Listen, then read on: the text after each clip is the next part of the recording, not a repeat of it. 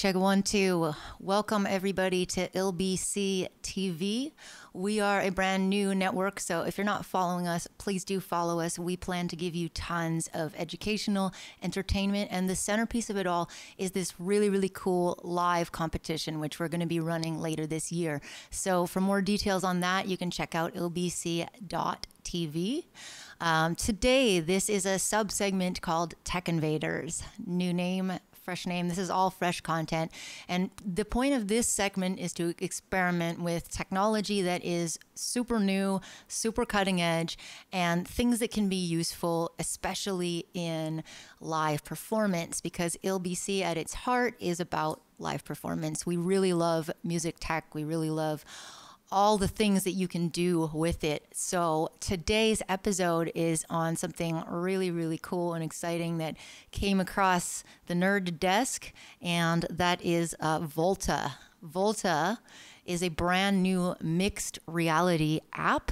It's really wild, and if you can see what's going on in this browser here, all these crazy graphics are just previews from their website, and essentially, it is in beta right now, and it is also free. So these are two important things to note that I think make it really special. For one, we are huge believers in free technology at LBC because we truly believe that electronic music production and performance is so cool, and everyone should be able to access it.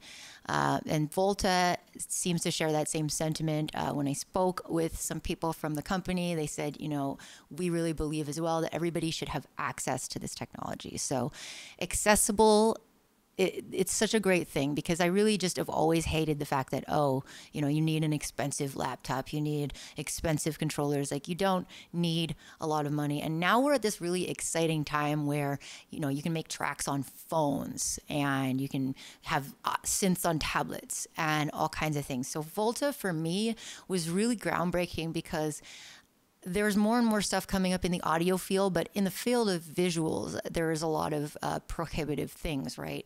For one, to get these kind of generative visuals in the past, you have needed to work with some pretty GPU heavy applications such as Unreal Engine, and that's assuming that you know or are going to learn how to use it. So there's that learning curve.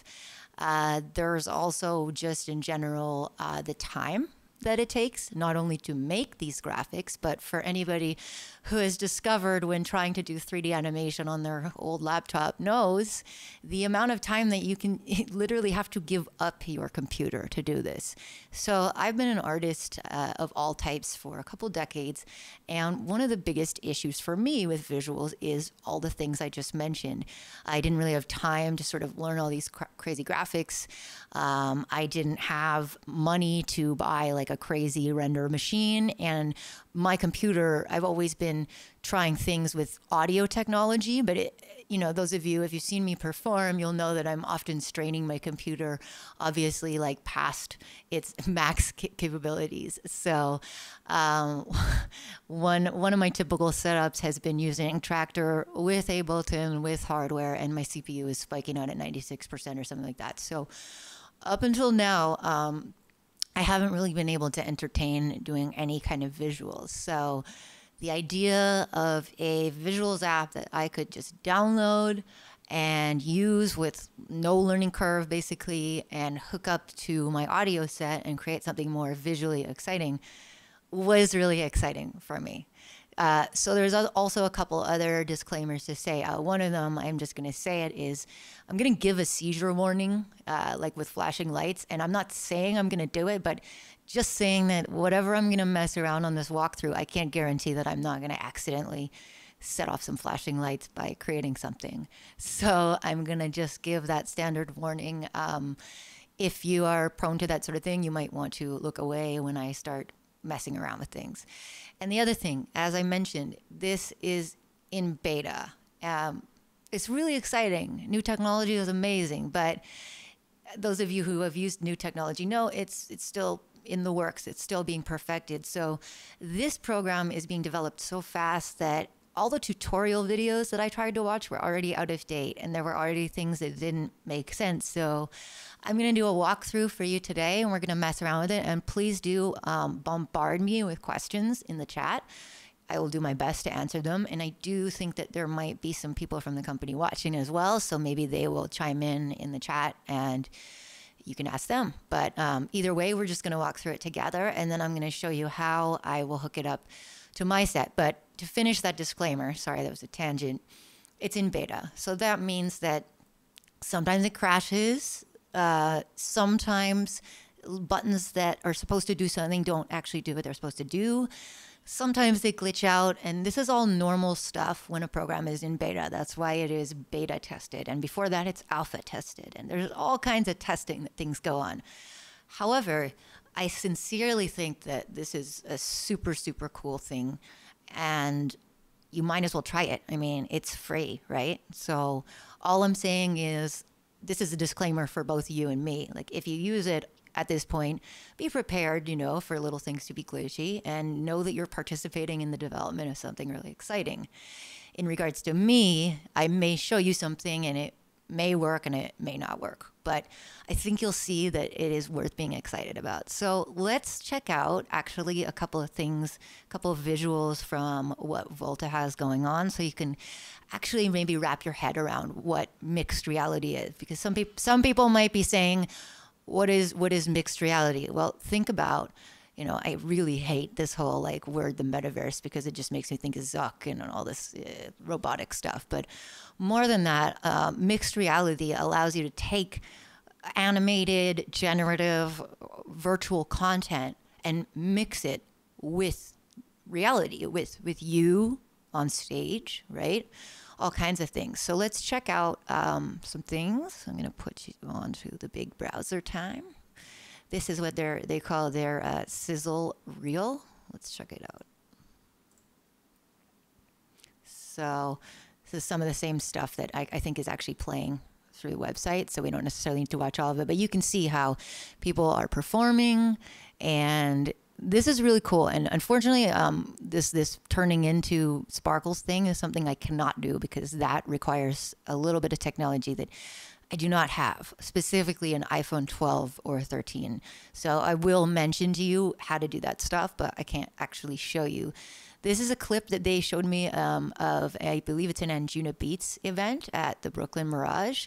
And this is a really cool thing because they have 360 projectors. So when you create mixed reality, it is 360 degrees. So if you have the capability to put it out there, it's pretty sweet. So, oh, we're sorry the preview didn't load. Technology, thank you so much. And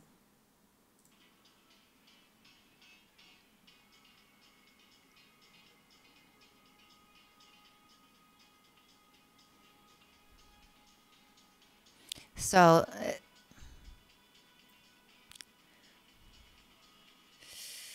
pretty sweet. Sorry, I think I forgot to route my browser audio there, so you might hear it coming through my headphones. I'll fix that in a second, but you get the point. You can see that the visuals are taking place on all the screens around. So this is a really cool thing to be able to just set something up, have it triggered by audio, and have it projecting all the way around. I think that's pretty sweet. So we are going to do a walkthrough, and please, like I said, feel free to pepper the chat with questions. And other than that, let's get the screen up. So here we are, and I have just, let me just move the chat over here so I can see you all. Ding, ding, ding, ding, ding. Okay, so please ask me questions. And some of this, you know, I'm new to this as well. I've only been playing with it for a few days, but I really love it. So when you open up Volta, right, the first thing you see is start creating your world. So are we going to start an empty world from scratch, or are we going to open a saved world? And so if you're just getting started, there are some preset worlds that you can check out that are kind of already designed to react and can kind of get you running off the ground. But in this case, we're cutting edge. So we are going to start with an empty world, and I'm going to show you things as we go. So let's look around the interface. I'm going to hit start empty world.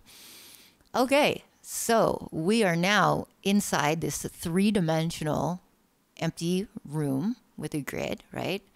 And by clicking and dragging my mouse, I can pan around this room in all directions. And you can see We have X, Z, and Y, right? Hopefully we're all familiar with basics of 3 dimensions, so I don't think I need to explain what those mean, hopefully. Over here, and I'm just gonna move this so it fits a little bit better in the frame. So you should be able to see everything. Okay, perfect. So you have at the top worlds, right? This is where you open, and this is also where you save your world. You've also got settings, and it's a little bit cut off by my window on the top right, but it's just a help button and a chat button for support. So that is the very top. Right now we are going to start with creating. We have 2 different sides of Volta here. We've got the create side and we have the perform side.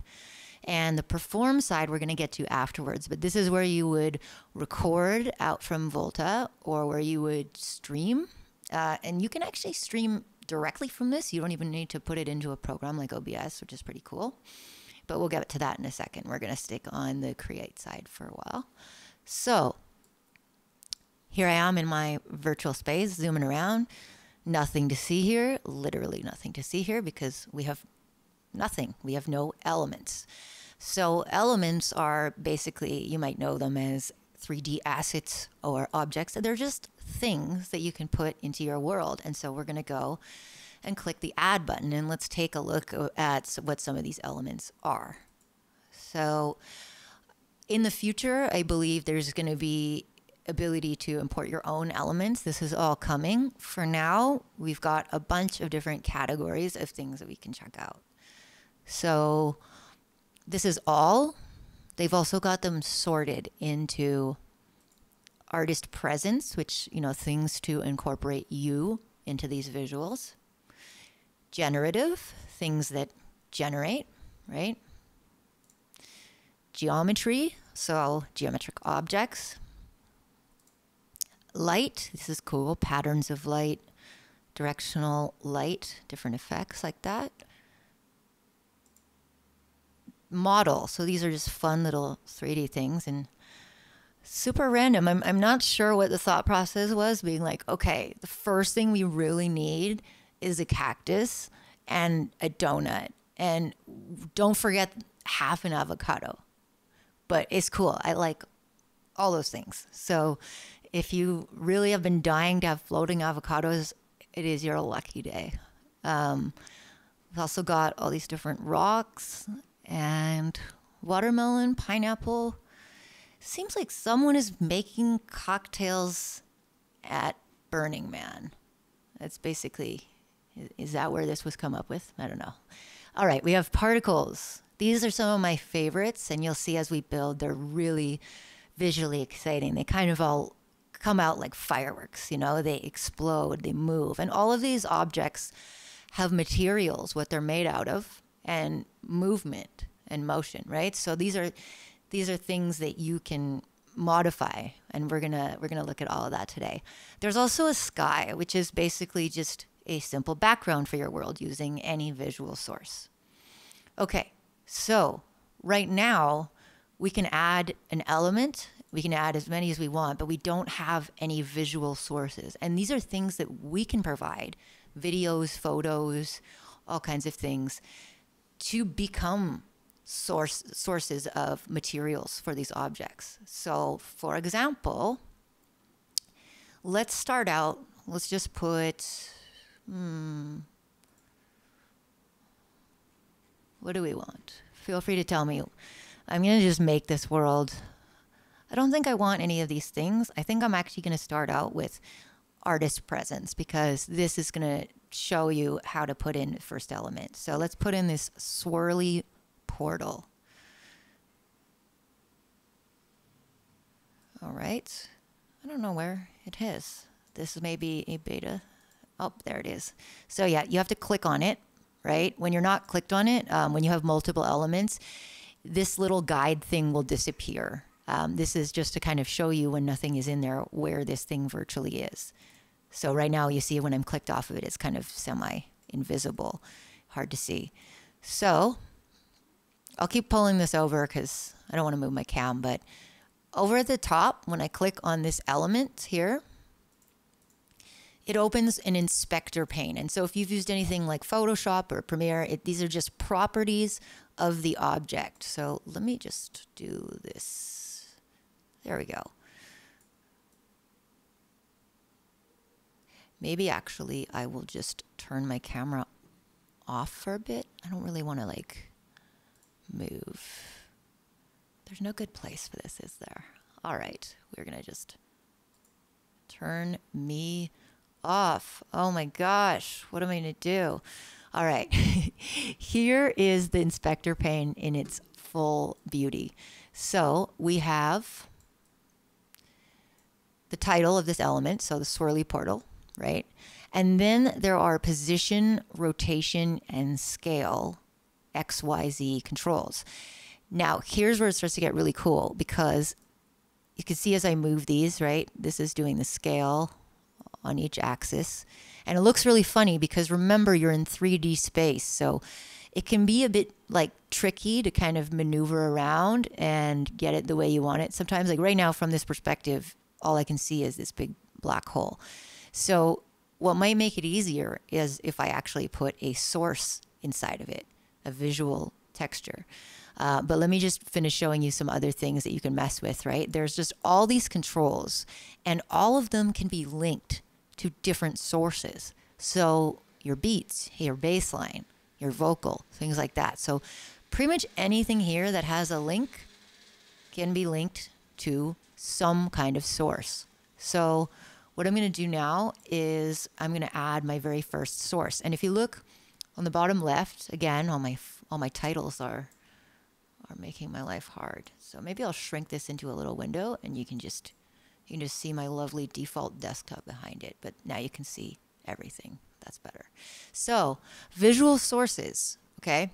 This is the bottom left here, and there's all these plus signs. So these are things that you can add to create textures for your objects. So I'm going to add the easiest, which is my webcam. But let's look around what our options are, right? We can add a folder of images as a source, like an entire folder. You can add a folder of videos. You can add this lines, mosaic. This one is NDI. So for those of you sending out NDI video feeds, you can also do siphon outputs. There's some more textures like noises and pulses, and there's single images and videos, colors. So just think about like what you want your object to be made out of. In this case, this is a portal. It's kind of designed, you know, it's under artist presence. So obviously, it's kind of meant to have a live video feed of you, presumably. So I'm just going to add my webcam and say, check, add visual source. So now this webcam is on the left, and I can apply this to anything. And this is actually my other camera, my gear camera. So I'm going to make it my face, because I know you missed my face right now. Hey, I'm back. Okay, so under your webcam, you can actually, this purple add button, you'll see this pop up a lot in the inspector pane, and it means that there is something more that you can assign to that. So when we click add on the webcam, we have blend outputs, which is something really cool. I can blend two cameras together, right? Let's do that. Why not? Just for fun. So there's a little drop down arrow by all these different properties, right? You can also hit the trash can to delete them, but this one, it wants another input. So I'm going to add my other webcam. So you just do the same thing, right? Because I have two cams connected. And I'm going to select this one, so my controller. So now if I click back to this element, where was I? On the webcam, actually.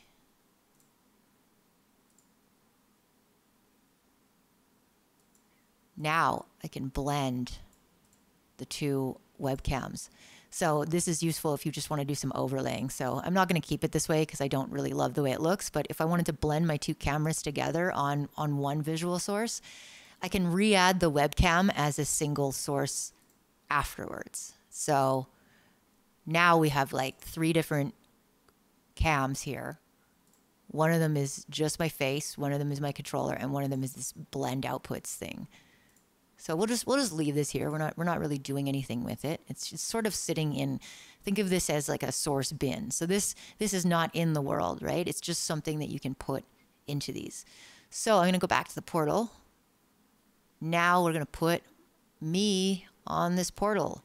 So I'm going to scroll down where it says image and the plus sign, and I'm going to add this webcam, this weird blended webcam where my face is now the controller. Crazy. So one thing I forgot to mention is that another way of zooming in on this is with the WSAD keys on your keyboard, like if you're playing a game. But what I've noticed, and I don't know if this is just a beta bug or something, is that, or if it's supposed to be this way, is that these keys only kind of work when you're in perform mode for me. So I don't know if it's supposed to be like that or not, but when I'm in perform mode, I can do all this stuff.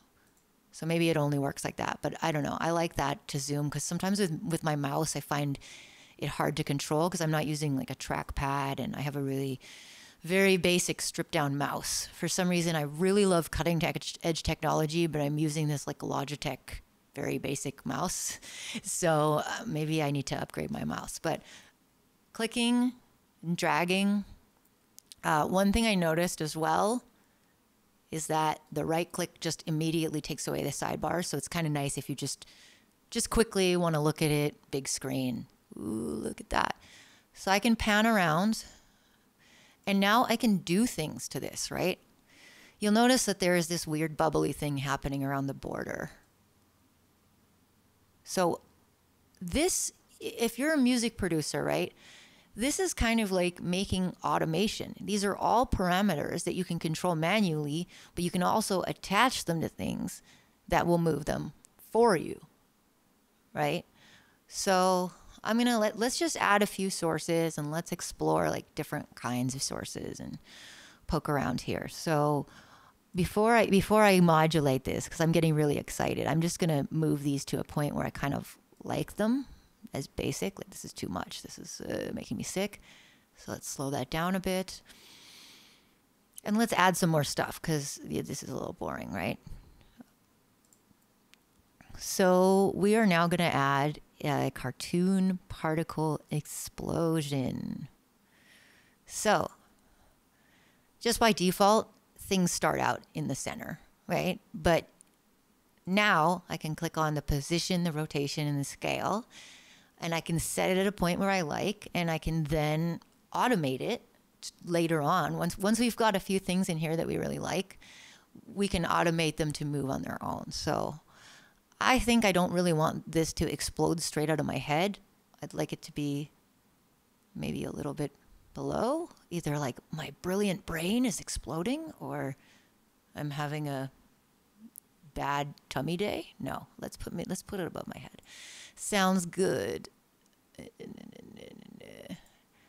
Now we can also rotate it.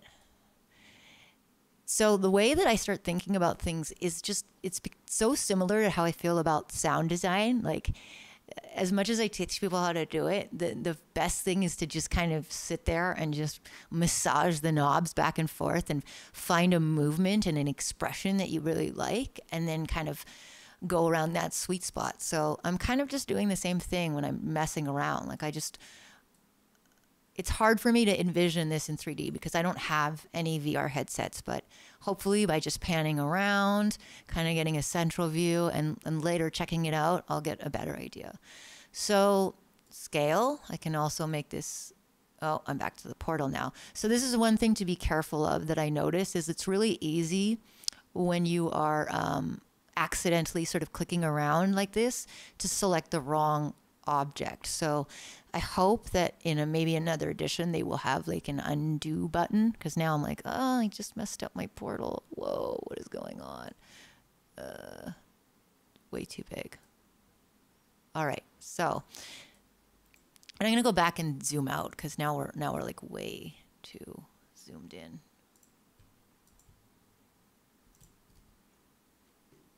There we go. So I can also zoom in and out like this with my mouse wheel. I just find it easier to because I don't have the scroll buttons that some people have, so I can only kind of go in and out. And for going sideways, I still have to click and drag. So let's make sure that we're clicked on the cartoon particles, and let's scale those up because that's what I wanted to do. All right, cool. So feel free to make me add elements in the chat. Like, believe me, I will take requests on this one. We're doing this together. So another thing I'm going to add, this is one of my new favorites, is dot matrix. Let's check this out. This is really cool. So this one, you've got visibility controls, and you have resolution, which makes it, whoa, like super wild. Again, these are all things that you can start thinking of as, how can I use these to express what my live performance, like what elements. So for me, I can just already see audio triggers being really effective and really dynamic. So love it. Let's keep it sort of like this for now. Okay, I have a request from Phaserville to put an avocado in the corner. So let's do it. Where did he go? I really need a new mouse. This is making me realize. So one thing I've noticed about these elements is they show up so small. Like, look at this tiny avocado right by my head. They're so much tinier. But I suppose a real avocado is really small.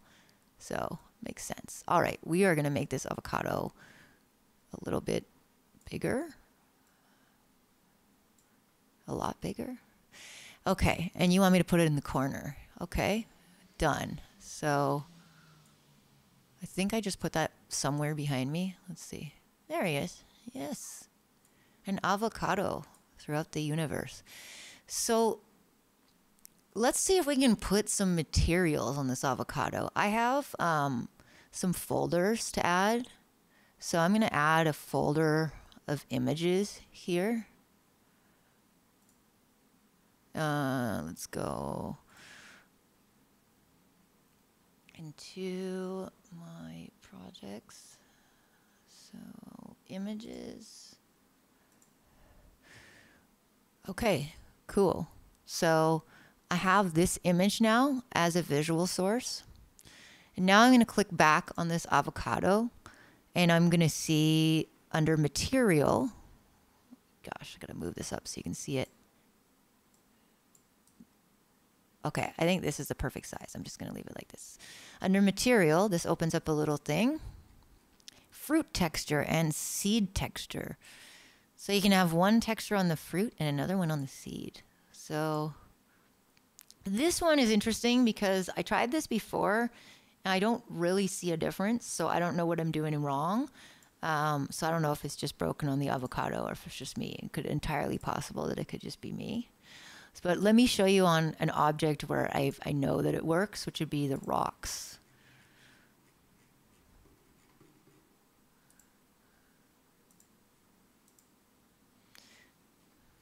Okay. So, and this rock, you see it doesn't have the material on it. So this is one thing I wanted to point out is, you might just think, oh, everything I can do is right before me. But this purple add button is important because there's just hidden stuff like that I'm finding. And for the rock, the materials are actually under here where you have to say add, movement, or material. So I'm going to add visual source, and see, this one works. I don't know if it's just maybe harder to see on the avocado. Maybe I need to tweak some things. Tim says it's probably broken. Oh, Alex, nice. Volta people up in the chat. This is awesome. So you can actually see this a lot better on the rock. This is like just a still water stock photo. So I'm adjusting the horizontal and vertical scale. So this is really cool because this just made it look like some kind of sedimentary thing just by altering the scale on this water photo. So this is pretty sweet. And then we're going to move this because it's just kind of sitting really awkwardly over here. We're just going to put this rock in the corner and leave it. Cool. All right. And Alex, what's up? Alex is in the chat and he says, try to add a directional light. I actually haven't played with that one yet, so let's do it. Directional light. Ah, look at that. So Wow, that definitely made it extremely bright. And you can adjust the position of the light, the intensity. I don't want to make it like too bright. But now you can, oh, you can see the avocado way better. Got some light in here. Super, super cool. Okay, so let's put a few more things in here. And I would love to say that I could pan with this mouse, but no, it is honestly, it's embarrassingly ancient compared to the level of technology I use in other areas. I don't know. They, you know, chefs come home and they eat out of a can. I come home with my Logitech mouse. What can I say? So let's put in some more like interesting things in here too. This is a really cool one, the pulse rings. And so right now I'm kind of just like, the objects are cool for me, and I guess I can make them move, but I don't know if I can picture myself like doing a set with dancing avocados as much as I can with something like this, outer space pulse rings. So really, really love these because look at this. You have this color control. And so again, this is something that can be linked. So you can have colors that are changing and pulsing, hue, saturation, etc. They've got 2 different colors, settings. They've got this different size of ring. So this is something I really like because this is very dramatic, right? So if I attach this to like the kick drum, it could be like, boom, right? So to me, something that is visible, that really accentuates what you're doing musically, this is it. Look at this. You can do the ring width. We can have this pulse. So this is going to be a really good candidate to do something with. Segments per ring, scale, rotate, and the opacity. So this is going to be a really cool thing for us too. All right. Now I've gone and lost my portal. So let's find it. Let's go find it. There it is. That was my only thing is I don't know if I'm just, you know, a boomer, but I definitely get a little bit lost sometimes doing 360. That being said, I can only play side scroller video games as well. So clearly I need a little bit of help on this thing. Okay, I want to add some more exploding things because I love exploding things. Let's do, oh, nice little dust particle, starry night kind of thing. Where are they?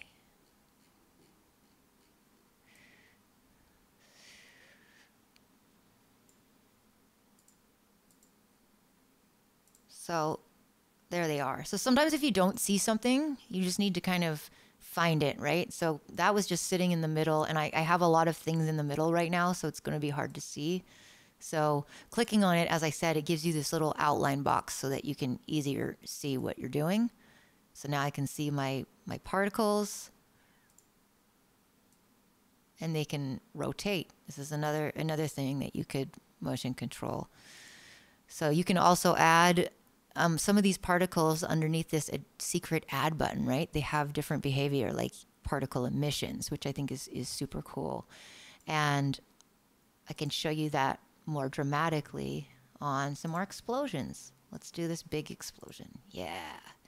So when I add the particle emission on this, kind of just starts like exploding more often, having more bursts. Now there's this trigger button, and you hit it, it does the thing, right? So this is going to be in future something that is assignable to MIDI a little bit more easily. I don't think it works 100% yet, but this is going to be something where you can just, you know, quickly map a pad to it and just go boom, let's hit the explosion. So this could be really, really cool as well. I'm going to add maybe some video sources just to be interesting. So click on this. And so when you add the new source, it just puts this stock thing in by default, and then you just replace it by clicking where it says path. So we're going to go back into this, and I got some more stock video kind of stuff. Cool. So now we've got loops turned on, we have different playback speed, and so we can use the folder of videos as a source for something as well. So let's check out, gosh, I don't know, maybe some geometry. Let's make a sphere. And let's move this sphere because we're getting a little, the traffic is a little bit intense right now. So sphere. So you see, as soon as I clicked, I'm on a different one. So you got to be really careful to just sort of keep going. Click back on this guy. Move. I can't find you. So I did find that like when I got to this point, I already would start getting lost. So one thing that you can do, or that I was doing, is take some of your really big loud elements and just disable them. So there's an opacity button, and this can be linked to things as well. But I'm just going to go, okay, turn this off. Maybe also turn this one off for now.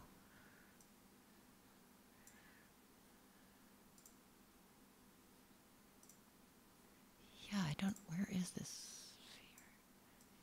There it is. So I just had to turn like all my big loud things off. Yeah. Now I can't miss it. All right, let's shrink it a little bit now.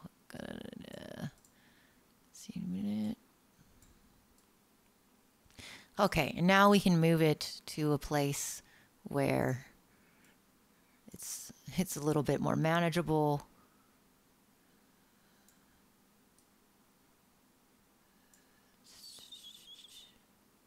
Okay. That's good. Now I'm going to turn my friends back on because I really missed the explosions already. But this one, I might leave opacity down. Okay. Now we can see a little bit more. We've got the avocado behind me. Got the sphere down there. Let's try putting some stuff on the sphere. So I'm going to try putting this folder. Ooh, look at that. So cool.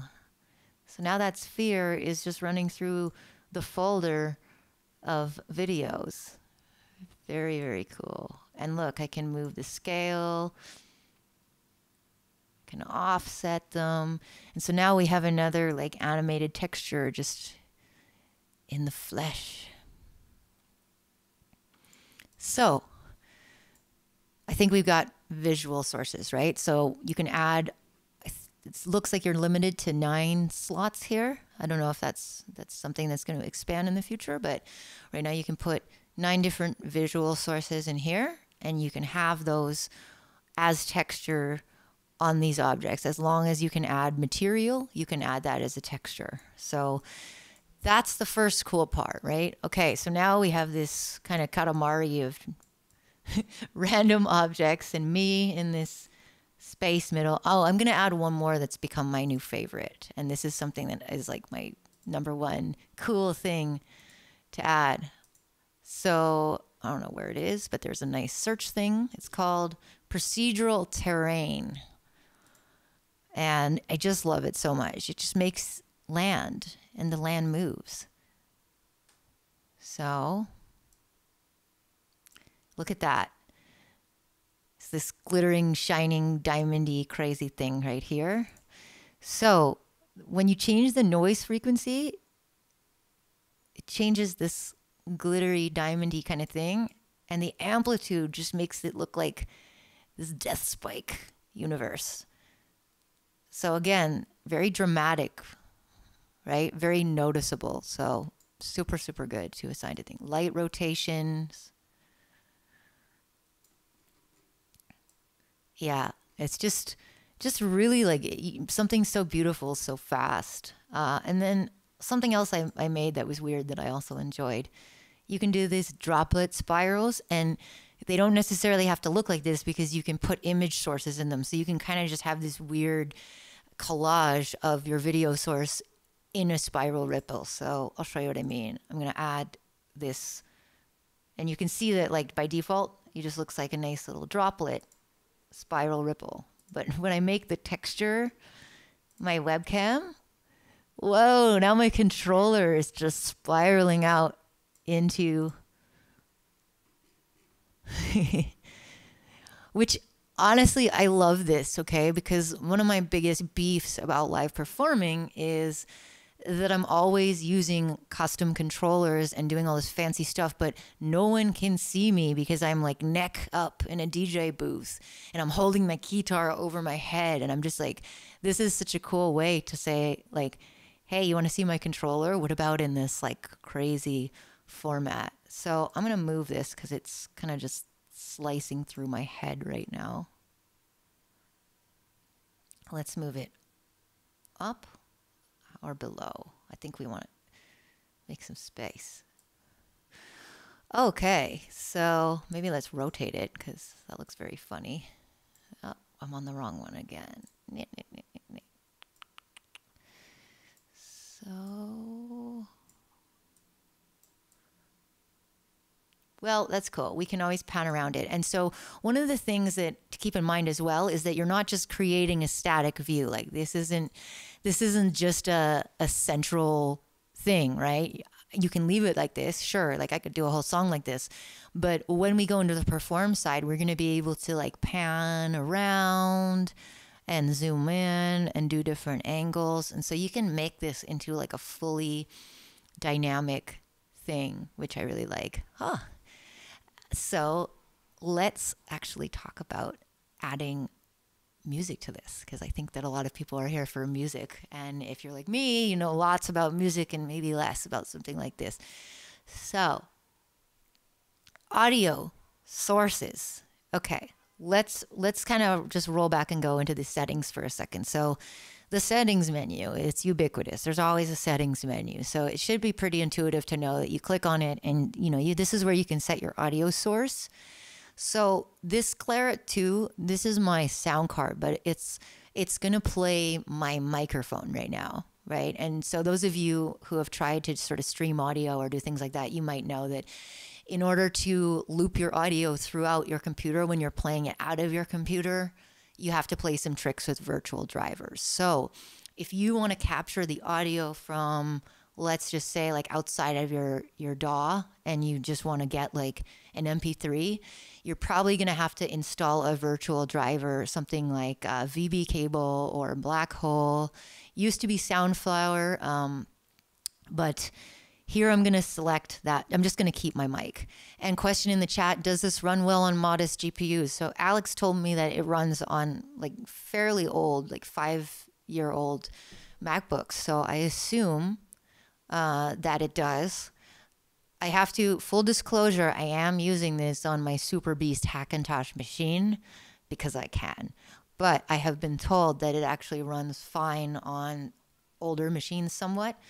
I do think that there does have to be some backwards compatibility with some older OSs, because I've been having a few bugs in the last couple of days and they were tried to be updated. But I was actually, my MacBook is 2017 and my Hackintosh is on Catalina, even though it's newly built. And so I think if I had the newest OS, maybe the beta would be working smoother because it's being designed for the newest ones, if that makes sense. But I have been assured that it should still work. So under the settings, we have audio, we have OSC MIDI, so you can set a receiving ports in and out for those of you who use OSC protocol. Also exciting. So MIDI devices. It's seeing all my MIDI. I've got quite a few things connected. I don't even need to worry about this right now, but just so you know where they are. This is your stream and record preferences. You can actually stream directly to stuff. This is where if you have an iPhone 12 or 13, which I don't, again, you can interact with this. And this just adjusts the size of your interface. So we are going to just start checking out our audio sources. And then I'm going to show you how to hook it up to Ableton after that. So the first thing I want to do is hook up my friend, the dot matrix. Visibility. You know, what if this dot matrix only comes on when I talk or when I sing, for that matter? So we're going to hook up our first audio source here. I'm going to go, And I just want to drag this out so we're at our maximum screen space here. Yes. So now you hit the link button. Now, when you have things connected, they will start to populate. So right now I haven't really done anything. So the only two options we have are inbuilt, which is basically what you've selected as your audio interface. So in this case, it's my mic, and you have link, which is a link session. So for those of you who have Ableton, you probably already have seen the link button a million times. For those of you who perform between multiple computers and multiple sets and know what link is, if you don't know what link is, it is a protocol that allows you to sync different computers on a network or different sessions, and it keeps a master metronome and beat clock. So the important thing that I want to note is that if you are going to hook this up to Ableton, you have to open up Ableton first, because the way that link works is it is sort of first come, first king of the castle. Right? So if you open Volta first and then Ableton, it'll force your session to be 120, because the Volta will become the master, because it connects to link as soon as it boots up. So an important thing to do is, I opened up my Ableton first and I already have the link on. So now it's not going to change the tempo of this session. The tempo of this session is 125, and I do not want it to be changed to 120, because that would be catastrophic. So link is on, and you can see actually that it says one link. So I know that Volta is connected to my link session. Okay. So I have the choice right now, because I haven't done anything with Ableton or anything with MIDI.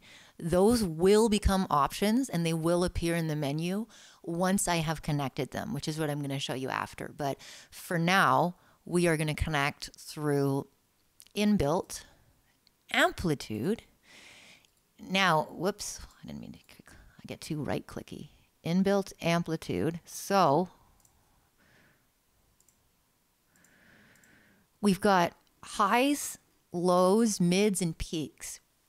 And this is so cool, because think about this. Like, you can just use the same source over and over again and just EQ it so that whatever you want triggers it. So I was getting some really neat things adjusting for frequencies in my voice, because if, let's say I set it to just highs, then the higher the note that I sing, the more highs will come into the source, and therefore the higher quantity of visuals. So I'm going to put highs smooth, and I'm just going to guess that the difference between raw and smooth is that they just smooth out the input data so that your visuals are not so jerky. That's what I'm getting out of raw and smooth. So look, now every time I talk, it's like the computer in the spaceship. Hello. So this is my very first connection.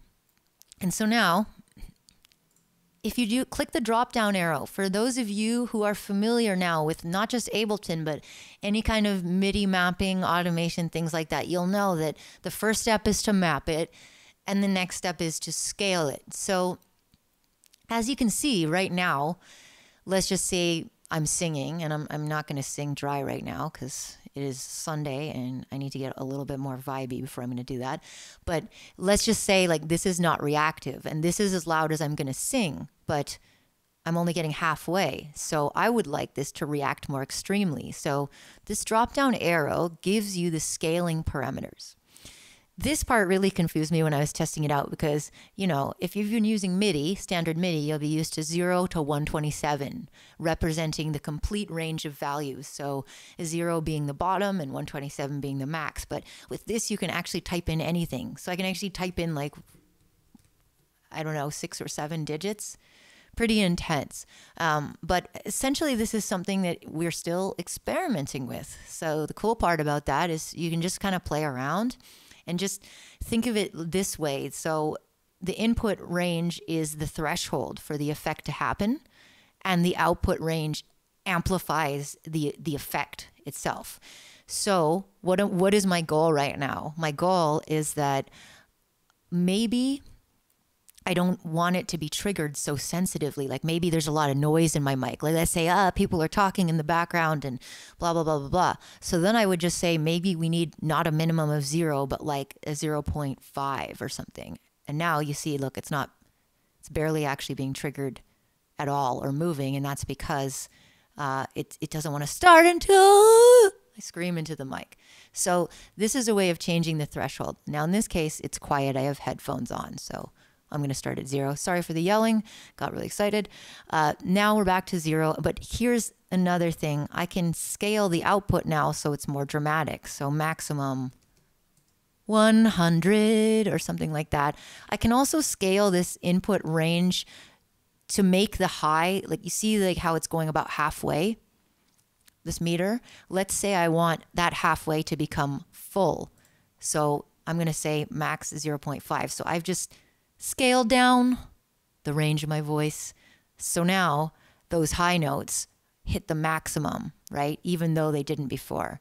So this goes for all of the things that you assign, right? This drop down thing will give you the range.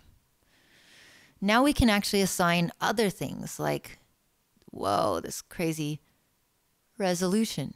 So what about that? I could have the resolution triggered by something else, like the peaks, or I could just link it to the same thing. So just to be interesting. So this, I find peak to be a little bit buggy still, to be honest with you. Like, I don't know if it's just, oh, that's why. I actually discovered this when I was experimenting. I was like, why does the peak not peak and it stays in the middle? It's because for whatever reason in this version, the output max is defaulted, I think. So I feel like maybe if I scaled these values a little bit, it would work better. But this one I think needs to be scaled for sure because it's sort of like either responds not at all or too sensitively. So I'm just going to go and use the mids just for a change. La la la la la la la. So with my voice, it's not going to be as dramatic because, I only have a single mono sound source, my throat. So I don't have as much variance. But now you can imagine if you want to hook this up to your music, your MP3 file, your WAV file, whatever, please don't play live with MP3s. Please don't. Just use waves. Why not? Then you could see that, or if you're DJing, right? Because you can DJ with this, you could turn down the highs and have one parameter still be reacting and the other not. So I think it's super revolutionary to just do it by frequency. You can also increase the dot. So I'm going to just actually...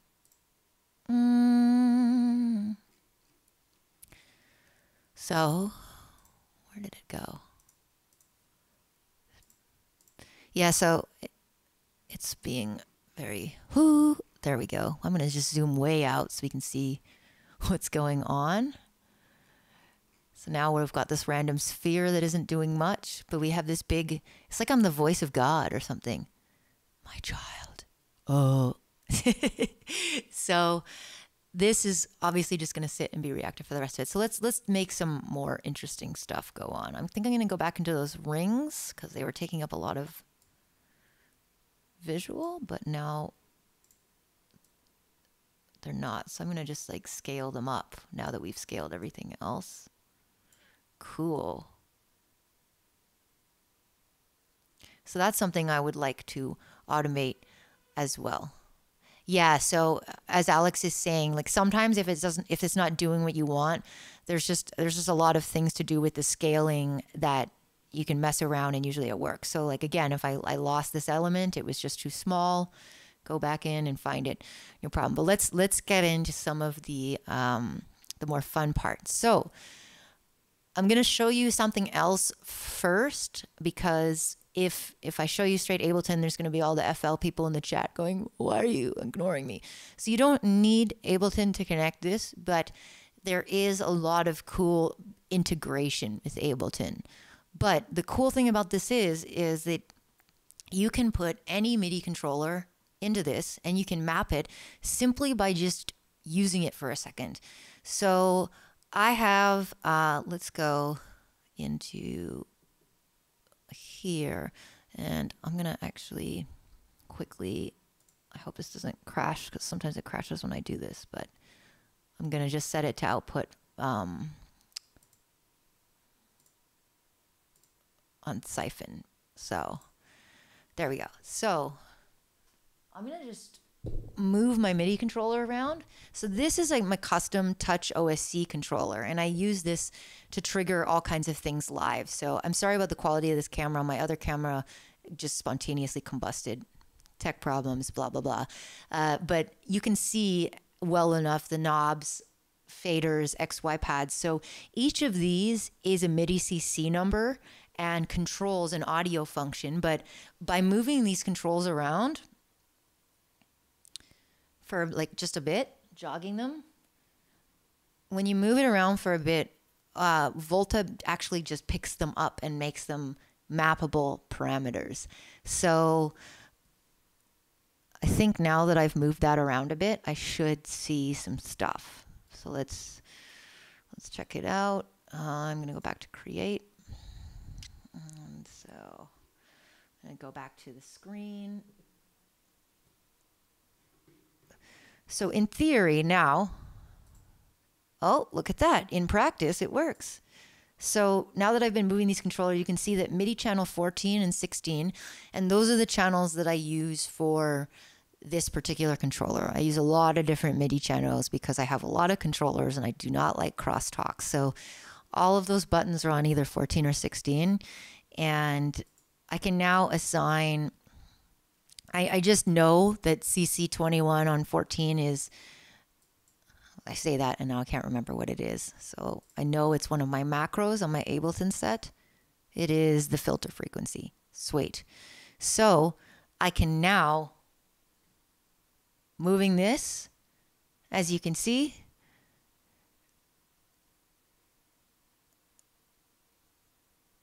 I'm moving this. Now this is without the specific Ableton integration. I haven't even gotten to that. So this should work in any DAW, okay? And I wanted to show you this first because I know there's a lot of people here from the Discord and a lot of people who are using Logic, FL Studio, all the other DAWs. So just because this is Ableton does not mean it only works like this in Ableton. This is just me moving my MIDI controller around and this picked up and boom. So this is really cool because now the opacity is increasing every time I move. Every time I move this filter knob. This is actually an XY pad. So now you can see as I move that, it's starting. So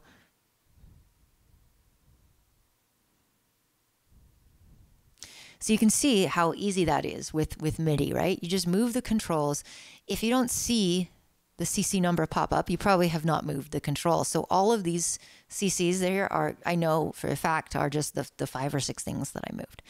So no need to use Ableton because you can just do that. However, if you do use Ableton, there are some really, really cool ways to just pull it in as well. So we're going to look at that next. Okay, so back on this side, maybe for a second, I'm going to take you through just a tiny bit of what this Ableton set is like.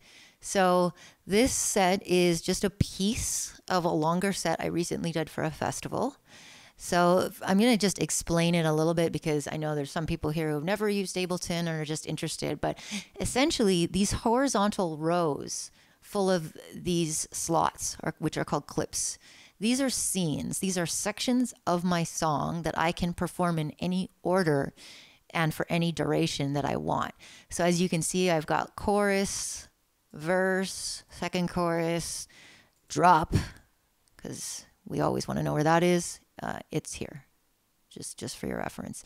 And this is the thing, is like not only can I trigger different parts of the song, but I can put information into these slots that will be triggered when that part of the song starts.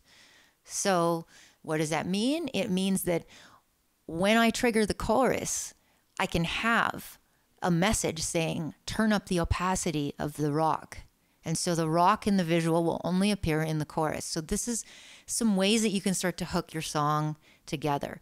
So I'm going to just make sure my So it's very minimal. This is just loops and stem. It's meant for me to be playing instruments over top of. And so what we've got to work with today are these 8 stems. I've got like my kick and snare, my bass, my percussion. This one is for effects or pads. There's nothing in this track. This is left over from the other set. Pads, leads, plucks. I've disabled the backing vocals because I think they're going to be distracting for this purpose. And I also do a lot of them live anyways. I've also got an instrument rack.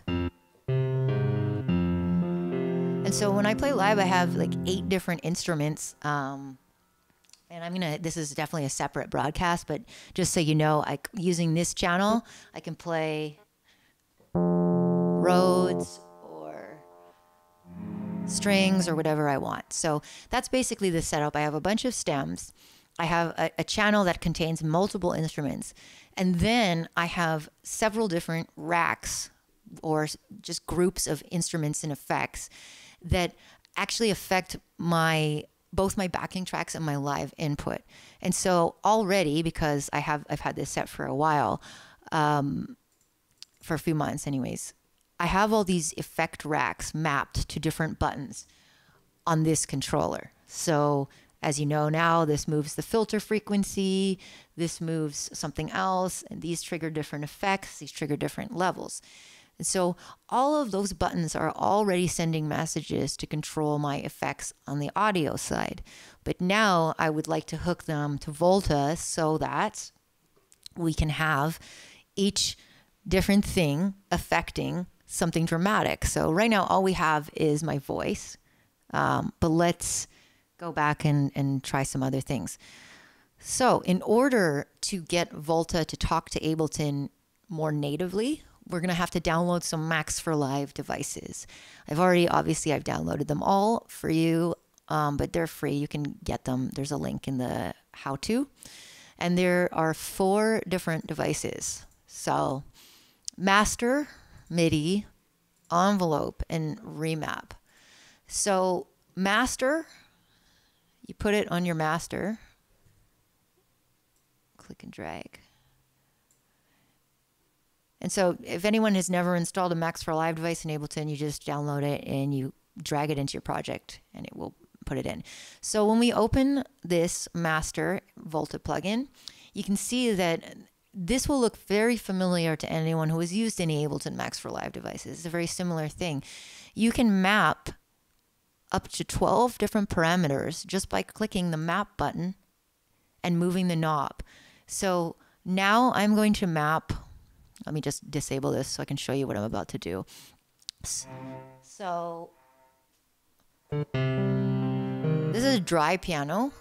One of the effects that I have is this shimmer reverb, which creates this big sort of shimmery string-like pad. So you can see if I turn it up,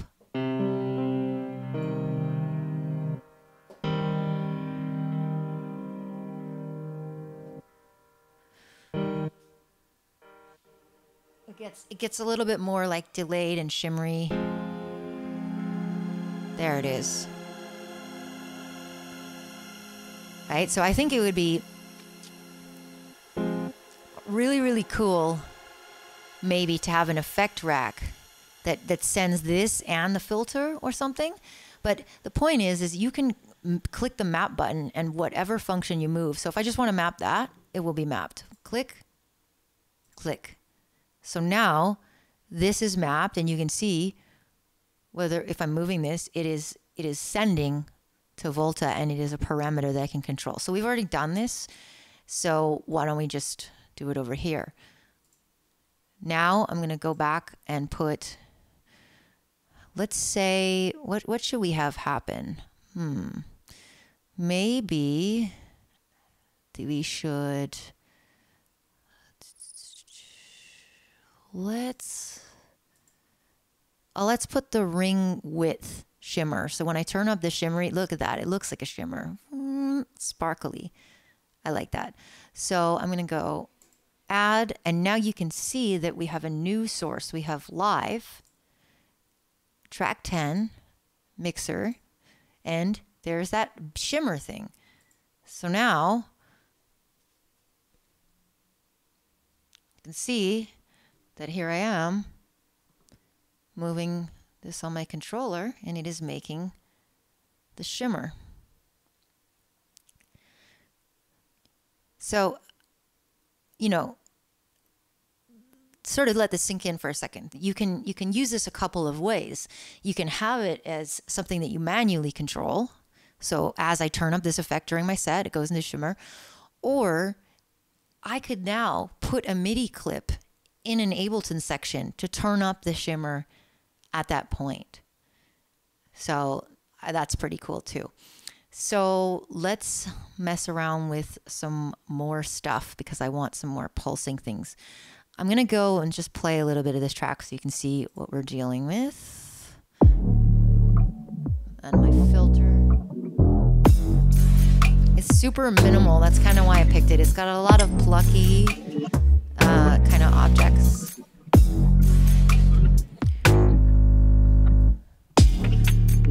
So I've got a kick and a snare, bass, some percussion, like it's very, very light, and then just live instruments. So I think something that would be cool is to connect the kick and the snare to something that pulses.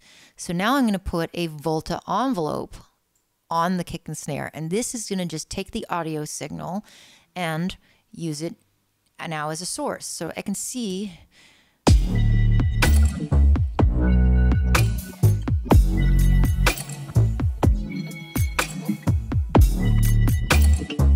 now, I don't know if they meant to have like white text on a white background, but I cannot read any of these knobs, but it seems intuitive that they represent attack and decay and reshaping the envelope. So I'm just kind of gonna guess.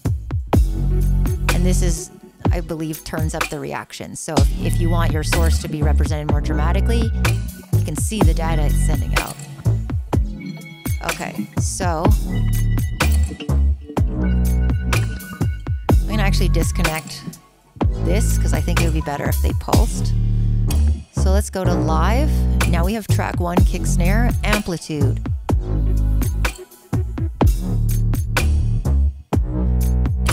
Pretty cool, right? So now you have this pulse happening. And as I manually turn the effect up and down, it actually changes another thing within that. So you have both this rhythmic thing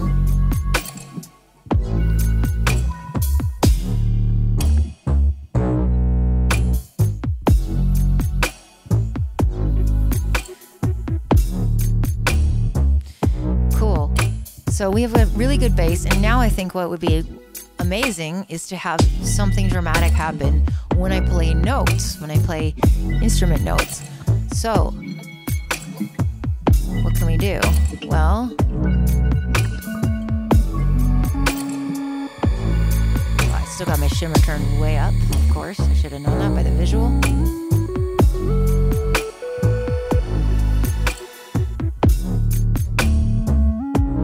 So I got this little lead. Actually, I'm more in the mood for like cheesy guitar. So wouldn't it be cool if something happened when that happens? Well, that's easy. So all we got to do to make that happen is where this instrument is, we're going to have to put an envelope on that. So our other option is to use the MIDI plugin.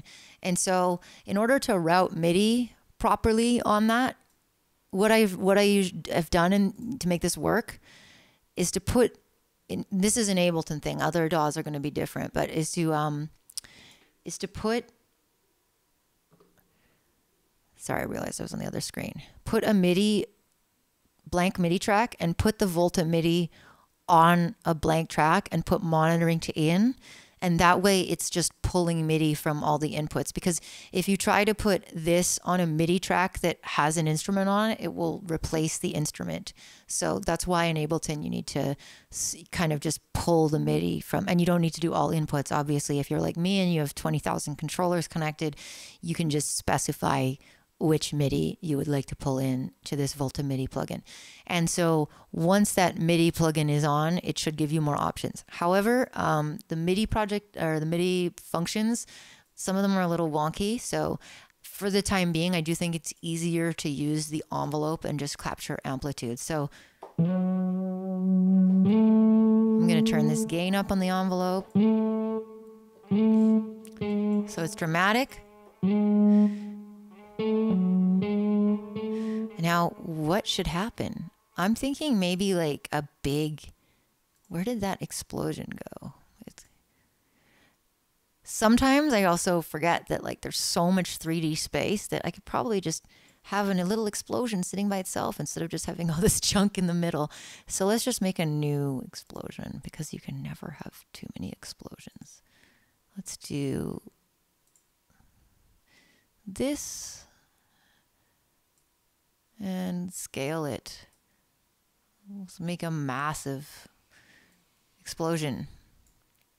So it's going to be quite irritating if we don't do anything about it soon. So let's add some stuff. Particle emissions. Whoa. So we can make it really explode. The burst count. I like this because it disappears, right? So it becomes a lot more dramatic. So let's connect that to the instruments amplitude. So you see like in the sub menu now, like under this track 10, which is my instrument rack, you have amplitude, which is from the envelope, and then you have mixer, and that's from that parameter that I mapped to the master. So that's why there's more than one option. So now, is that dramatic enough for you yet?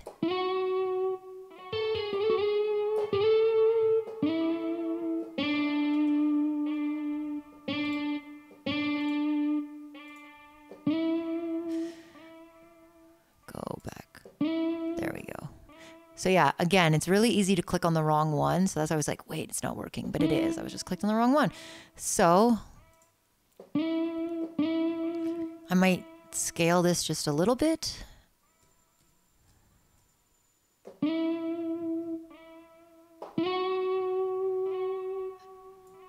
Maybe even scale it up because I'm hearing the delays are kind of making it respond, and I'd like to clean it up a bit. So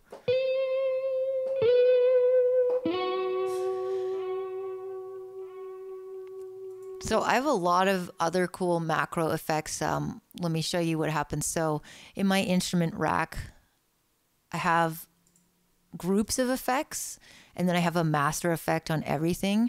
And I have this really cool sort of spectral delay kind of thing. So when I turn that up while playing, let's see.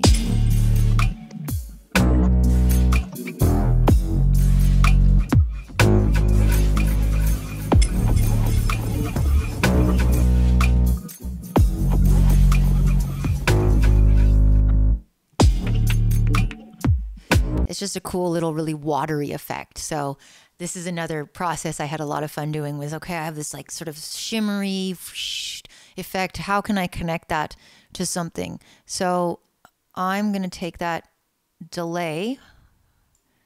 So I have two ways of doing this, right? I can either use the MIDI method and just move the knob around and then map channel 14 CC2, or I can map it to the master and do it from there. So let's just do it from there. Why not? So map, delay wet, and there it is, working. So this, another disclaimer, this part is definitely a little buggy still. I did notice, and I know that they are working on updates as we speak. So probably by the time I wake up tomorrow morning, this is going to be fixed. But I had trouble recalling these settings. So if you're like me and you download this in Ableton and you open something up and it doesn't work, like you save a mapping, you just have to remap it. It's a little bit of a pain, but it's not that big of a pain because the mapping still stays on this side. It just doesn't connect until you reconnect it. So let's connect it now. I'm going to add I think the clouds I really liked. These lovely, soft, giant clouds. So you can do some cool texture. So instead of clouds, they kind of turn into these strange pink volcanoes, which I really love. And I think this would be a fun thing to connect to that delay, so that when I pull it up and my whole track gets submerged in shimmery delay, then we go into the clouds. So let's go like this, and ooh. So now I'm gonna go back into here and let's try it out.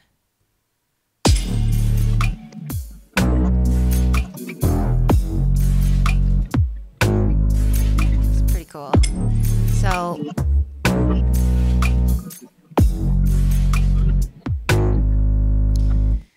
now we've connected a couple of effect macros to things. We've connected a couple of audio envelopes to things. And now that we're connected to the link section, or session, excuse me, we can also make something pulse to the beat or the bar or anything like that. So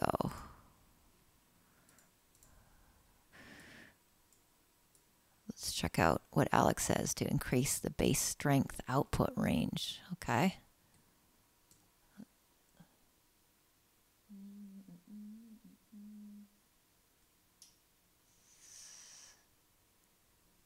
Oh yeah, let's see it. Let's see what it's really. So you see, it's kind of almost limitless. You can plug a lot of different numbers and have it do very interesting things. I think I liked it just like this, almost like breathing. So cool. So yeah, I mean, here's a good example. You've got this delay wet. Let's just say I want to make a section of my song where this just comes in for me. So one thing to back up that I forgot to mention for users that are less experienced, routing MIDI throughout your system also requires you to use some kind of virtual MIDI driver. So what that means is like, if I want the MIDI to kind of loop between programs, I need to do something about it. Now, Macs natively have this virtual IAC MIDI driver. So if you are having problems and things are not working, you probably just don't have it enabled. So sometimes I forget because I've had this enabled for so long that, so when you open Audio MIDI Studio, it shows your audio. You just go show MIDI Studio and this IAC driver is already going to be there. So you just tick the box by double clicking on it to say device is online. And so this is how my Ableton set works essentially, right? Is I actually send MIDI out from Ableton into other devices. And so I need the IAC driver to do that. So you may not be doing that, but it's going to help you to route things and have things pick up on them. So you may need to use a virtual MIDI driver on a PC as well. I don't know as much about that, but there is some help documentation on that kind of thing that you can read. So you need to loop back to pull your audio, as I said, and you need to loop your MIDI. You just need to route things within your system.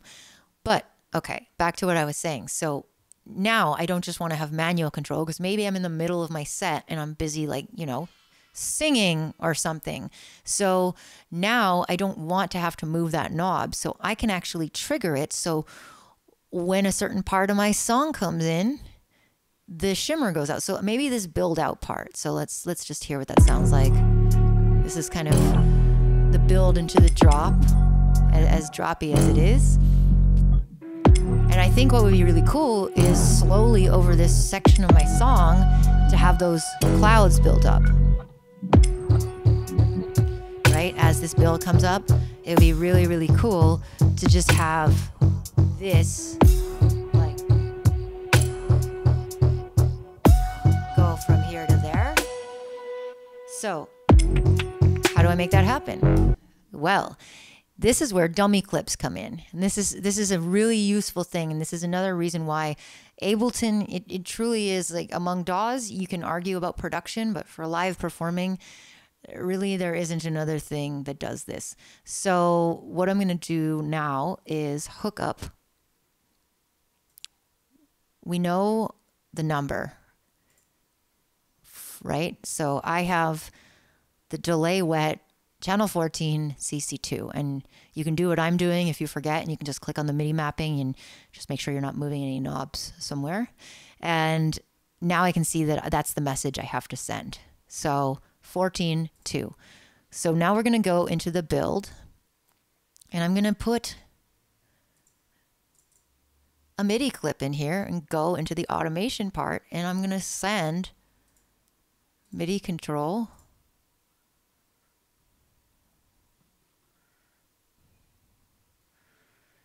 to on channel 14, and I'm going to say turn up. So now this is an automation message that I'm sending out the driver, and it should do the same thing. This is the first time I've tried this, by the way, because I've been really busy just trying out all the other crazy things. But this is how it's supposed to work. And this is the exact same thing that I do to send messages to my Voice Live Touch, right? I'm using the virtual MIDI driver, and my Voice Live Touch is listening to the MIDI coming out. And so now let's see. So I think, oh, it's so short. Wait, I forgot that it's like 1 bar long too. Okay, that might do something. So I need to just make this bar long enough. Duplicate, and I'm not sure. Yeah, it should just kind of receive that data, but I may have to set something up to output. I'm not sure. Maybe Alex can tell me. I'll come back to that because I'll show you on something where I know it's working, which is the same principle. So here's another dummy message telling my vocal processor to turn the harmonies on. So it's the same thing, it's just a different number. And it's just saying turn on, right? So this is, in order to get this to receive the message though, I have to send it out to this device. So I'm just not sure where I should send this if I need to send the message. But it's kind of cool because it allows me to, let me turn my effects on.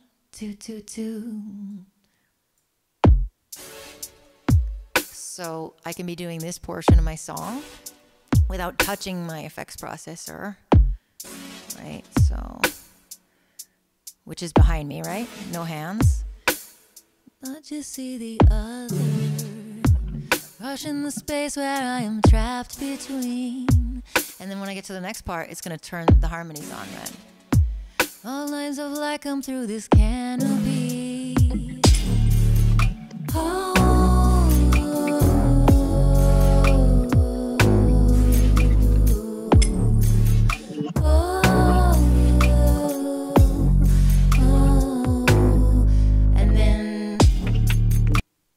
See now, if I want to turn them off without touching, I also have to send a message that turns them off. So, oh, I don't have the mind for this.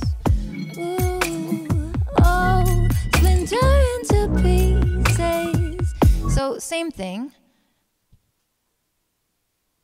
It's a dummy clip. It's just a MIDI message that is sending MIDI out from your DAW to a device, or in this case, Volta. So I cannot figure out how to hook it up yet. I'm going to do some other things, and maybe by the end of it, we will figure that part out. But I know that this is the basic premise, right? Is that you can actually create these MIDI messages inside of your clip, park them in a different section of your song, and then create a visual output.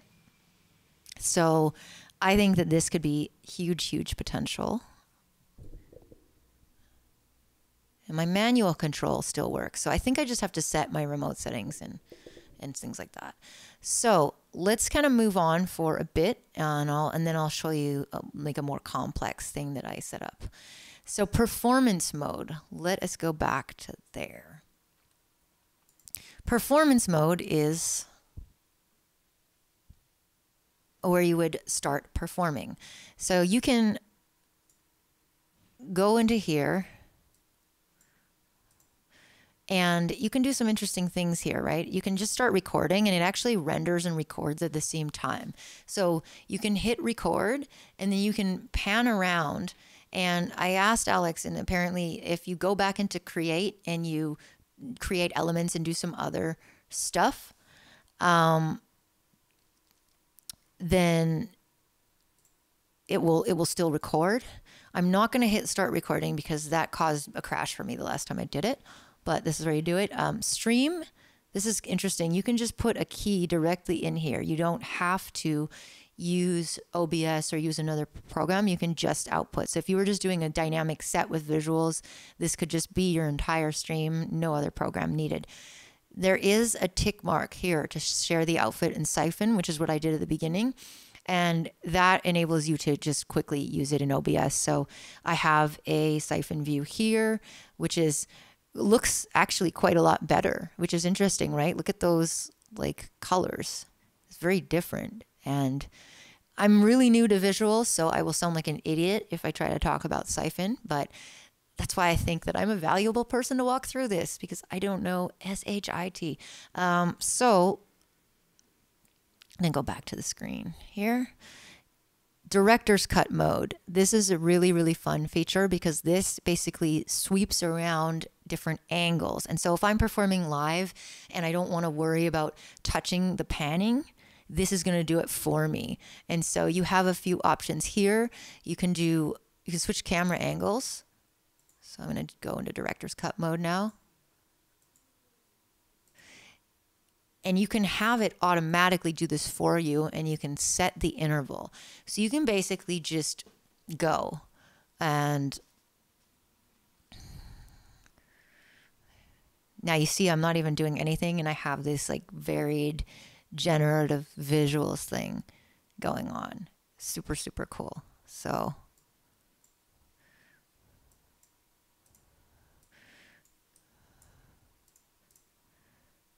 yeah, you can basically just leave it.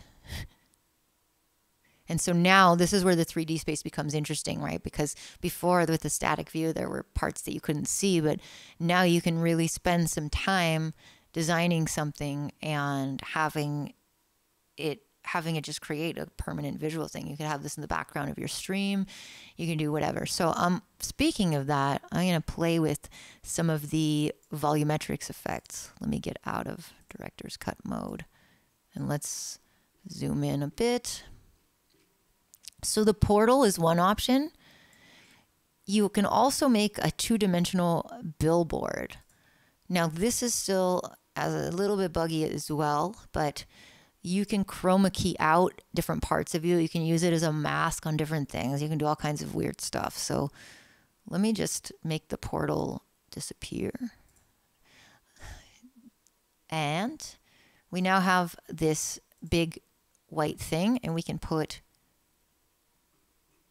I think I just want my regular webcam. I'm tired of having my controller on my face. Here I am. So we now have a two-dimensional surface, and you can play around with the chroma color. This is where it got buggy for me. Sometimes it doesn't really seem to do anything, but then when I put something behind it, it works. So maybe like I'm going to put this, something like this aura cell, and see if when the chroma key is working, usually all these things will show through. So yeah, it's kind of working now. See, it takes a second. So now you can see that my hair and my body are kind of masked out. So obviously if you have a green screen set up, you can do some really cool things with this too. It'll be a bit easier. I have this difficult background and variety of colors, so it's not going to do stuff that's that cool. but you have this, and you can automate even the chroma color, right? So I could have a mask texture of this image and use this as the outline. So now you can see me as a transparent part through this wave graphic, which is really wild. These are kind of things that I would have never even thought of doing. So that's pretty cool.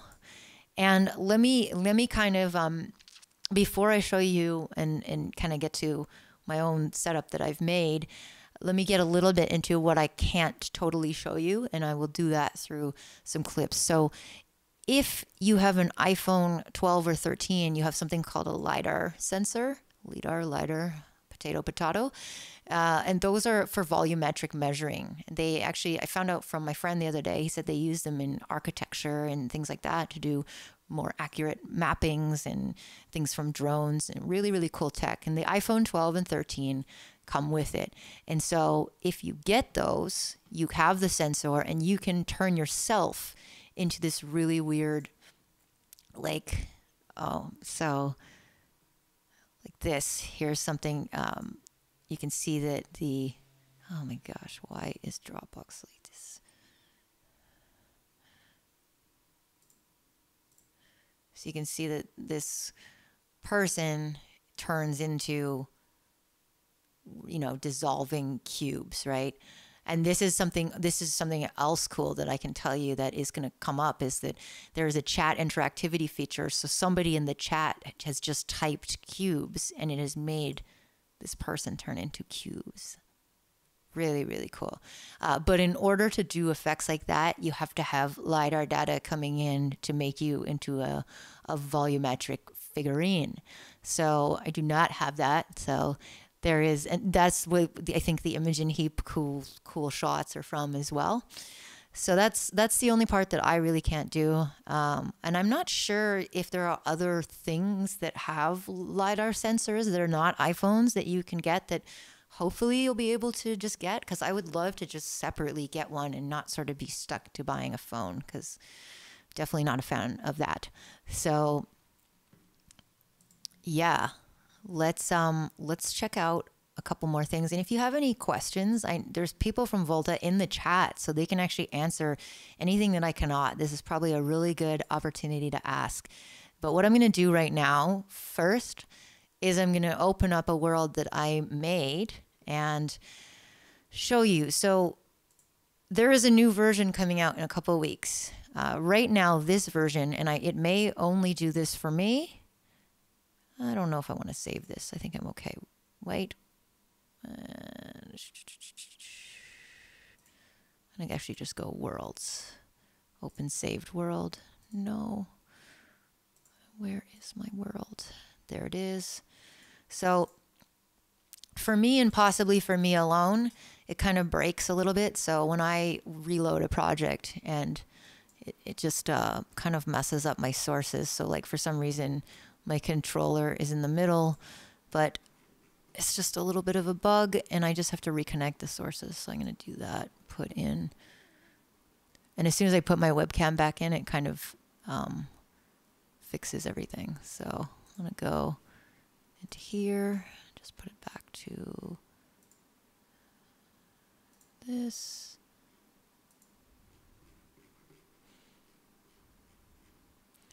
Don't know why. Oh, there it is. Clicked on the wrong one again. Strikes again. Okay. So yeah, I don't know where this one got to, but this is something really cool that I did similar to what I just showed you. But you can see that the resolution is changing on the dot matrix, and that I connected that to the mids, the visibility, and the highs for the resolution. So theoretically, when I sing a really high note, it should get crazier. Like, you can see the dots are more high resolution. And so obviously this needs a little tweaking, so we can scale that up to make it more dramatic. right? So sorry for this awkward yelling. Yes, but this is also hooked up to a few different things. So I'm just going to poke around and see what I did. The ring width is set to my bass. So let's see if I start playing. There's actually a lot of things. As you can see, it kind of comes alive. What I have here that I really like is that the light illuminating this is connected to the instruments fairly dramatically.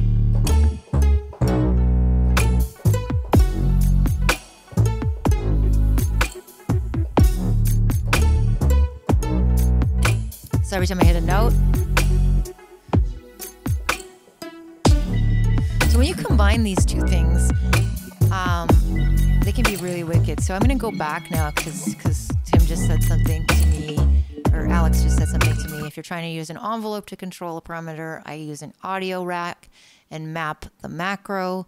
Then I draw automation in the envelopes of each macro. So yeah, okay, that makes sense.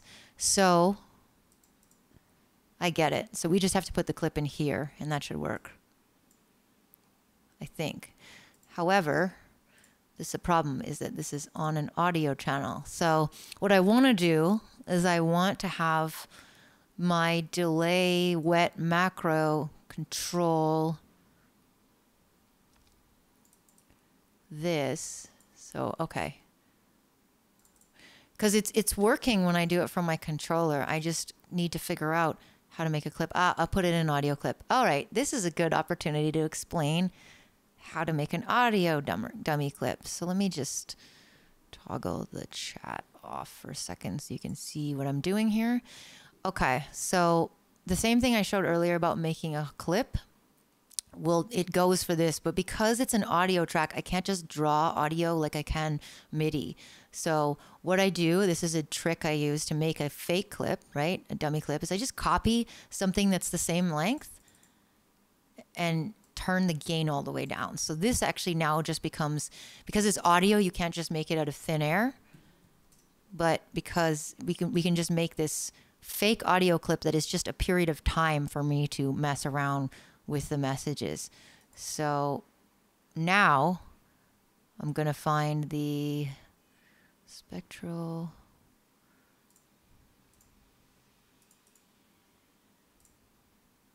delay wet. There it is. So now this, I should be able to do that thing I wanted to do, which is turn this up. So we're making an automation line, and that should send the same message. So now we're going to figure out how to get this to go. So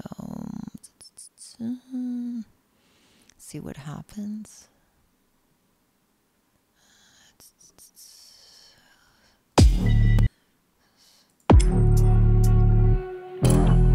Oh, I didn't assign it to anything yet. I'm a dummy. Okay, so we're starting from scratch here because I opened a new project and I wasn't thinking about it. So now I have to make this delay wet something that controls something in Volta. So we're going to do that first real quick. Let's make some clouds, I think, like we did before. Where are the clouds? There are clouds. Let's make some more clouds.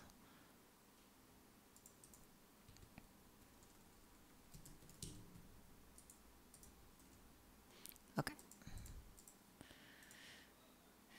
And we're going to scale. Maybe I make them kind of pulse up like this. That seems like a kind of a fun thing to do. So I'm going to map that macro again, which is fun for anybody who missed that. So on the master, we have our Volta plugin. Oh, it's already mapped. Let's see if it still works.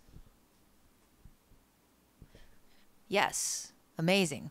So for anyone who wasn't watching earlier, we've put this Max for Live device on the channel, and we're mapping it to the delay wet macro.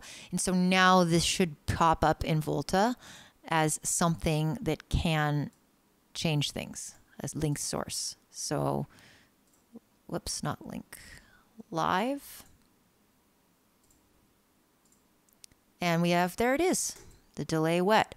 So let's see what happens now when we trigger this. And I'm going to say, hopefully it should turn that cloud all the way up, or it should do something. So I'm going to do it just before, or no, let's do it now. And I'm going to split the screen a little bit so we can see if it does it.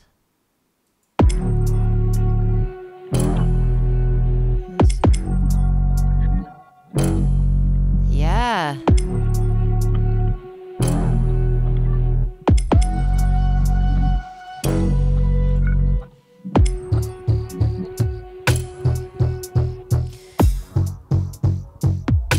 So basically we just made this little automation clip that's moving the clouds very slowly over top of the bar. And all we did was we mapped the macro using the Volta Max for Live plugin, and then we made a dummy clip, a little placeholder in that section of my song so that every time it plays, it's going to move the clouds. See if we do it again. There it goes.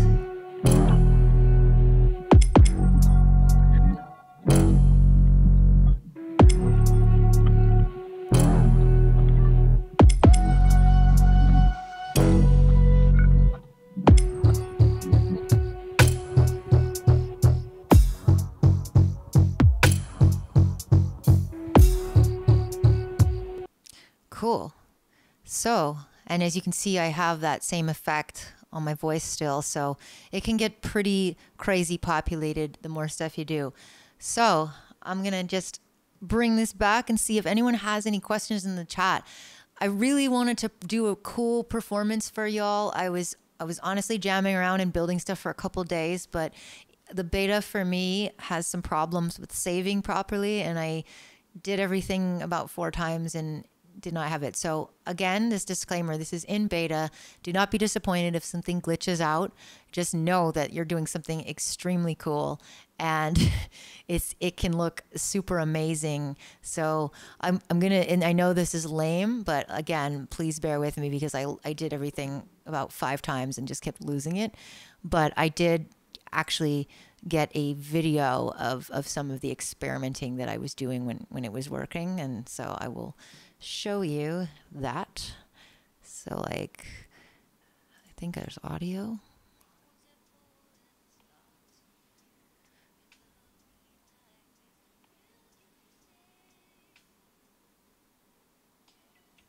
And then there's like,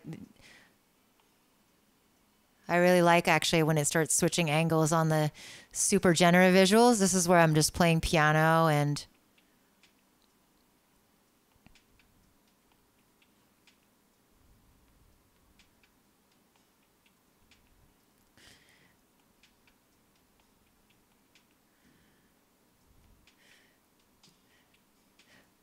so pretty cool, you know, panning around me actually playing the piano. I can't wait to use this at a show. I just have to get it slightly less buggy.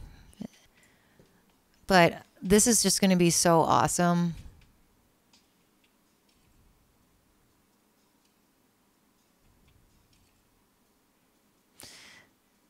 And obviously this is when I was testing, so I didn't have any lighting set up and it kind of looks like crap.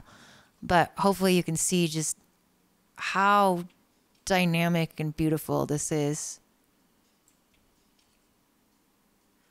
I'm just playing piano and just making all this super, super beautiful stuff happen.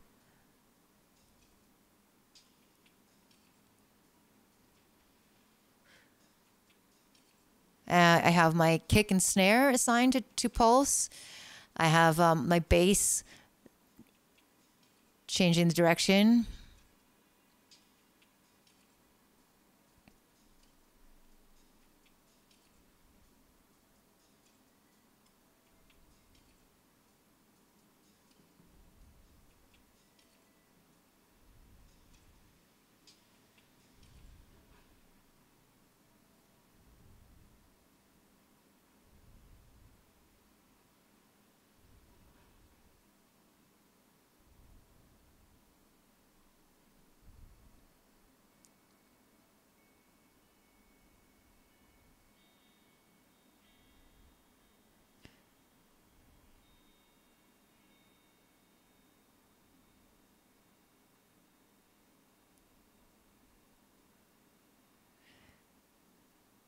Yeah, so that is basically what I did all day and all night, and I had so much fun with it. I mean, it is just so wicked. And keep in mind, I'm not saying that this is going to replace Unreal Engine and all this other stuff, but if you've used that stuff, you know how long that can take to learn and to render and to execute.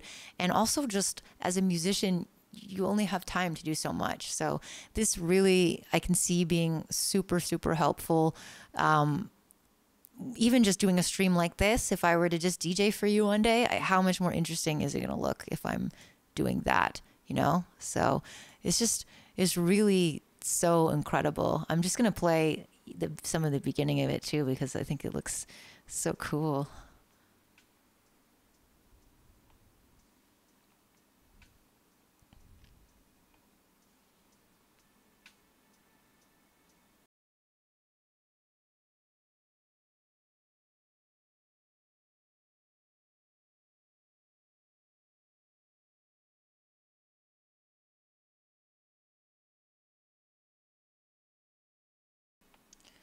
So a couple other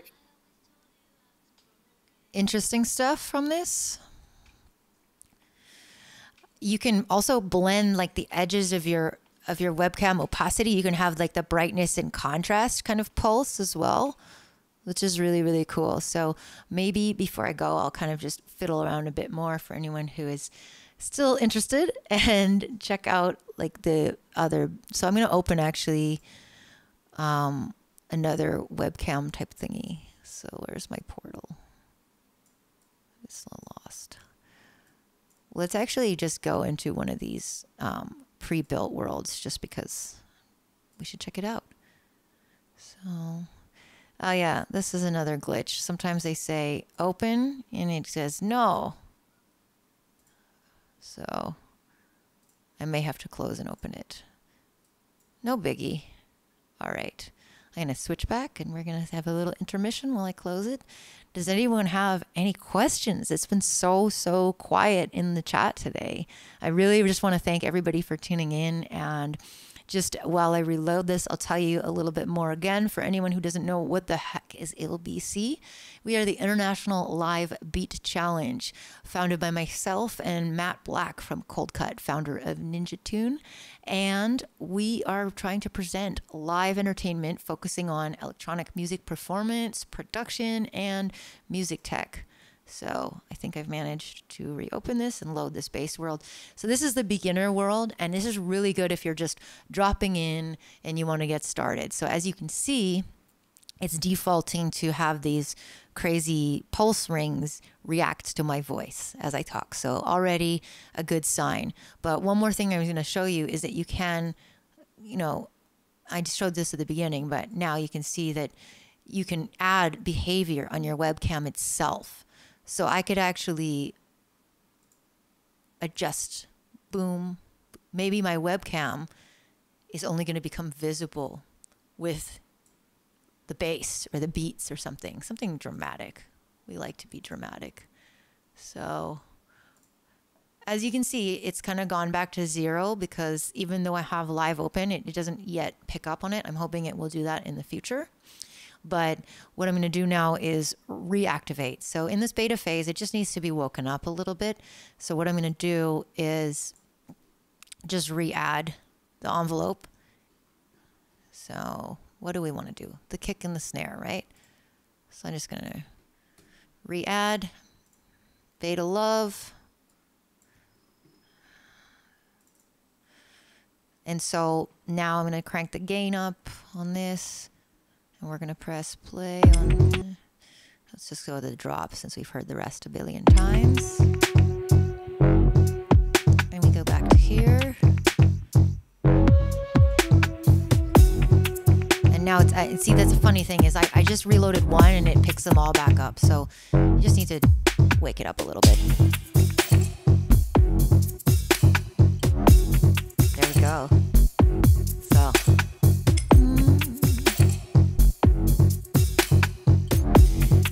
So this is fun, you know, in a dance setting, just to react.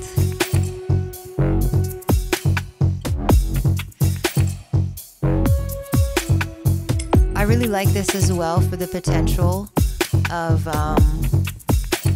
just being super dramatic. Like if you just hook this up to your mic or something and say,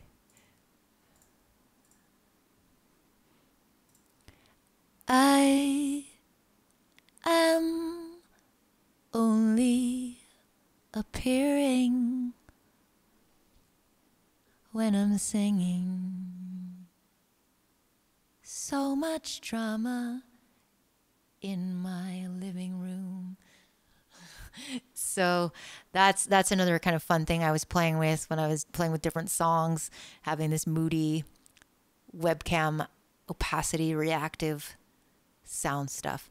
So I really think that as this develops, it's just going to be a super valuable tool. It really doesn't seem to put a lot of drain on my CPU at all. I mean, I'm running a lot of things, and it is granted, it's a good computer, but it's really barely moving the meters. So it's light, it's free.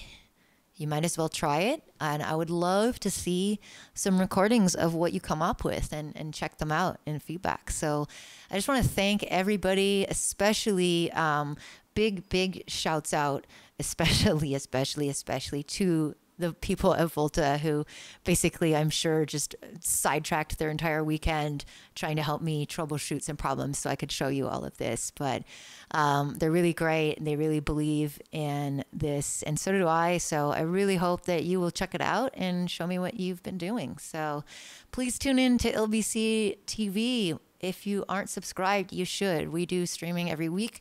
Coming up on Wednesday is our regular feedback session where we listen to your tracks. So join our Discord/EDMP or come in the Twitch chat, and you can also have your track reviewed. Coming up next weekend, we're also going to have another episode of Primp My Live where we take your song and turn it into a performable set. So we actually have a local instrumentalist and musician coming out. So I'm actually going to have someone in the studio to talk to face to face, which is such a novel thing in the time of COVID. So subscribe, check our calendar, check out our website, ilbc.tv. It's also got a calendar on there, or Twitch. Much love to everybody. I hope you have a wonderful night. This is Alicia, and you're listening to LBC TV, and this has been Volta Create. Have a great night.